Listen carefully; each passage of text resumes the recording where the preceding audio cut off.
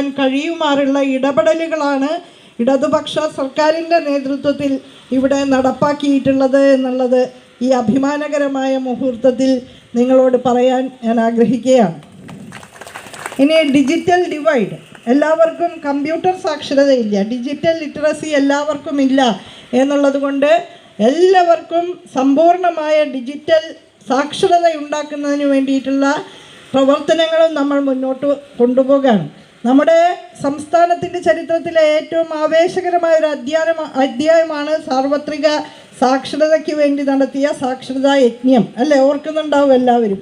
അതുപോലെ ഡിജിറ്റൽ സാക്ഷരതയ്ക്ക് വേണ്ടിയിട്ടുള്ള പ്രവർത്തനങ്ങൾ അതിസജീവമായിട്ട് തദ്ദേശ സ്വയംഭരണ സ്ഥാപനങ്ങളിലൂടെ നാം മുന്നോട്ട് കൊണ്ടുപോവുകയാണ്.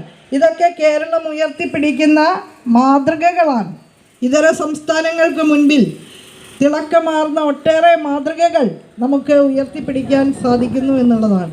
ഇന്നിപ്പോൾ നമ്മുടെ ഏറ്റവും വലിയ അനുഗ്രഹമായ വിദ്യാഭ്യാസത്തെ എങ്ങനെ പ്രയോജനപ്പെടുത്താം എന്നാണ് ഇപ്പോൾ നമ്മൾ പരിശോധിക്കുന്നത്. കേരളത്തെ ഒരു വൈജ്ഞാനിക സമൂഹമാക്കി മാറ്റുന്ന